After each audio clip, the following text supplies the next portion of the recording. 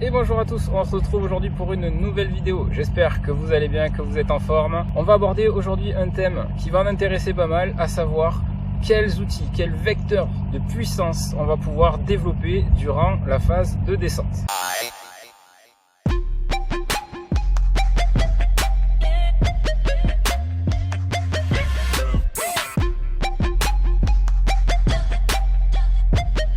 Alors effectivement, aujourd'hui on va parler comment développer de la puissance au golf, notamment dans la phase de descente. Différenciez bien, il y a plusieurs vecteurs pour développer de la vitesse.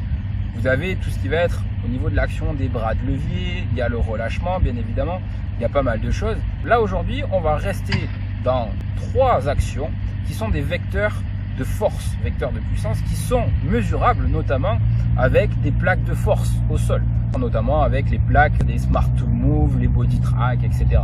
Ceux qui ont la chance de pouvoir tester sur des plaques de force avec Smart Tool Move, par exemple, moi c'est celle que je connais le mieux, c'est un outil exceptionnel sur lequel on peut s'appuyer, comme avec les radars que l'on a à l'heure actuelle, les Trackman, les FlightScope, on se base sur des données, donc c'est quelque chose de vraiment concret et qui va pouvoir permettre de calibrer votre ressenti par rapport à une data exacte.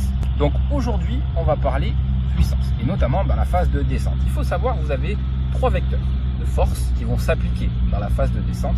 Vous avez un pic de force qui va être sur le déplacement latéral au niveau des appuis, le changement d'appui. Vous avez la puissance qu'on appelle en torque, c'est la puissance de rotation, notamment au niveau du bassin. Et la dernière qui va être la puissance verticale, à savoir l'impulsion que vont donner vos appuis et vos jambes, qu'on appuie dans le sol, et la force verticale renvoie vers le haut, c'est pareil, qui génère aussi de la vitesse. Donc ce qui est important à comprendre, c'est quelle fenêtre on va utiliser pour déployer chaque vecteur de force. Dans la phase de descente, les trois vecteurs ont une tranche spécifique et il faut essayer de respecter cet ordre chronologique. Alors en fonction des joueurs, vous aurez peut-être un déficit de puissance sur le latéral ou sur le torque en termes de rotation ou sur la puissance verticale, ça dépend. Le but c'est d'essayer d'utiliser un minimum les trois et d'optimiser celle que votre corps vous permet. Donc quand vous avez un manque de souplesse, on va peut-être pouvoir utiliser plus le latéral ou plus la puissance verticale. D'autres styles de joueurs qui sont plus notamment sur le stack and tilt, le fameux stack and tilt, qui sont des front posts qu'on appelle, qui restent en appui vachement devant. Eux vont être plus des launchers qu'on appelle, où ils vont utiliser beaucoup plus la puissance verticale et également le torque, un petit peu moins le latéral. Donc le tout, ça va être de voir à quel moment on va déployer ces vecteurs de force et comment on va les déployer.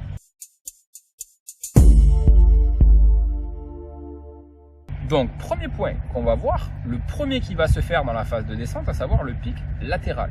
Alors le pic latéral, lui, il se fait simplement au tout début du downswing. C'est lui qui va imposer le changement de direction de votre club, à savoir qu'il monte, il va vers l'arrière, et bien ce changement d'appui va faire en sorte que le club va changer de direction en repartant vers le bas et vers l'avant. Donc la première fenêtre et la première source de puissance qu'on va utiliser, c'est effectivement la reprise d'appui, le déplacement latéral où une pression va s'exercer pour passer vraiment, vous voyez, mon pied droit va venir pousser un petit peu pour faire en sorte que mon poids du corps bascule et mon poids avance vers mon côté gauche.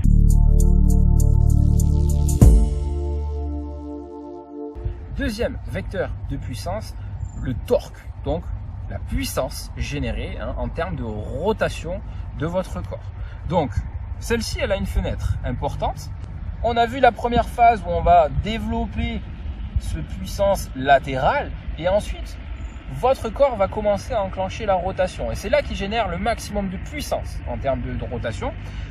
La fenêtre dans laquelle on optimise ce vecteur de puissance, c'est entre le moment où mon bras gauche, vous voyez, est à 45 degrés par rapport au sol et jusqu'au moment où il arrive parallèle au sol. C'est à ce moment-là où le bassin, le corps tracte le plus et développe le plus de puissance dans la phase de descente pour donner un maximum d'inertie et de vitesse.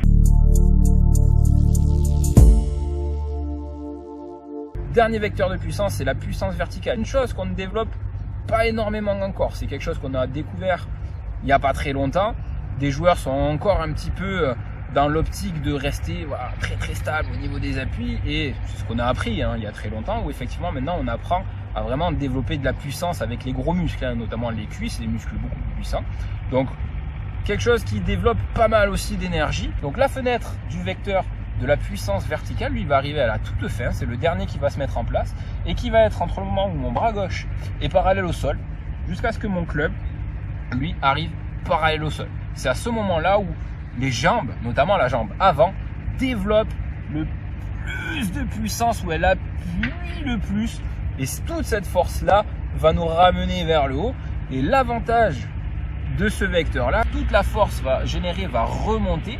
Ça va aider à ce que votre hanche gauche remonte et qu'elle s'efface. D'accord ? Donc c'est aussi un moyen pour ceux qui ont du mal à tourner le bassin, pour X raisons, hein, manque de souplesse ou peu importe, cette notion-là peut vous aider à ouvrir très légèrement, encore un peu plus votre bassin. Pour ce point-là, pour la force verticale, au niveau des appuis, le pic de puissance que l'on développe est au niveau du pied, donc du pied avant, donc le pied gauche, hein, pour les droitiers, donc pour moi.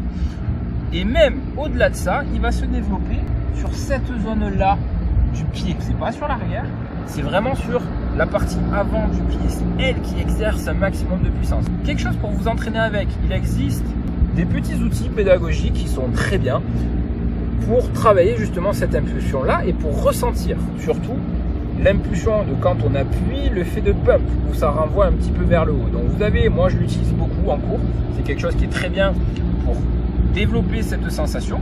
Vous pouvez aussi essayer juste à vide, une fois que je suis là, je cible, hein. Apprenez vraiment à cibler cette fenêtre. Vous voyez quand mon bras gauche est parallèle au sol, jusqu'à ce que mon club arrive là, c'est là où, vous voyez, j'appuie fort dedans, et c'est comme si j'avais envie, j'appuie tellement fort sur la pointe de mon pied gauche que quand je vais développer, que je vais relâcher, vous voyez mon pied gauche, il a tendance à vraiment même partir vers l'arrière, d'accord? C'est comme si je poussais avec la pointe pour faire partir mon pied vers l'arrière. Il y a une notion aussi de friction, c'est une notion aussi qu'on voit un petit peu plus tard, mais pour travailler le ressenti, c'est quelque chose qui peut vous aider à vraiment ressentir ce phénomène de poussée de puissance verticale. Pour vous donner des chiffres, à très haut niveau, on développe un petit peu plus de 200% du poids du corps. Donc c'est quand même une source de puissance importante. Vous prenez des exemples, prenez Matthew Wolff sur le PGA Tour, qui alors lui excelle dans ce domaine-là, malgré son swing très particulier et très atypique. Et encore une fois, on voit que il n'y a pas un seul swing qui fonctionne, tout peut marcher. Lui, il développe, je crois, à 290, presque 300% de son poids de corps. C'est quelque chose d'incroyable, mais c'est aussi une des raisons pour laquelle il tape extrêmement fort. Ce que je vous encourage à faire, c'est de travailler un petit peu ces trois axes de puissance. Aussi trouver lequel vous correspond le mieux. Ça c'est pareil, c'est des tests biomécaniques de Mike Adams, qui est reconnu mondialement pour être un expert dans la biomécanique. Il a mis toute une gamme de tests en place pour savoir quels axes vous allez travailler. Est-ce que pour votre corps, est-ce que c'est plus le déplacement latéral? Est-ce que c'est plus la rotation du corps? Est-ce que c'est plus la puissance verticale? C'est quelque chose qui est très intéressant à faire. Moi-même, je l'ai fait. Au-delà de l'aspect technique, c'est une connaissance au niveau de son propre corps. Donc, c'est quelque chose de très intéressant. Je vous encourage à travailler ça sur tous les clubs. Forcément, plus le club est long, plus on va développer de la puissance. Notamment, moi, c'est quelque chose que je travaille beaucoup sur le driver. Même mes élèves, je leur fais développer de la vitesse au driver. C'est bien. Il faut d'abord construire un swing aussi mécaniquement apte à taper droit, mais c'est un club qui demande aussi de l'engagement et on cherche à faire aussi de la distance. Donc c'est quelque chose où notamment sur la poussée verticale, on va vraiment développer de la vitesse, de la puissance pour essayer de projeter la balle forcément le plus vite possible. Qui dit plus vite possible, plus on a de vitesse de balle, plus la balle va carrer loin et plus on ira loin. Voilà, c'est tout pour aujourd'hui. On a fait une courte vidéo, mais pour donner quelques éléments. Si vous avez des questions, n'hésitez pas, laissez un commentaire, je prendrai le temps de vous y répondre. Vous avez tous les liens dans la description. Pensez à vous abonner à la chaîne, mettre un petit pouce, ça m'aide à développer. Et je vous souhaite à tous un très bon golf. Ciao, ciao.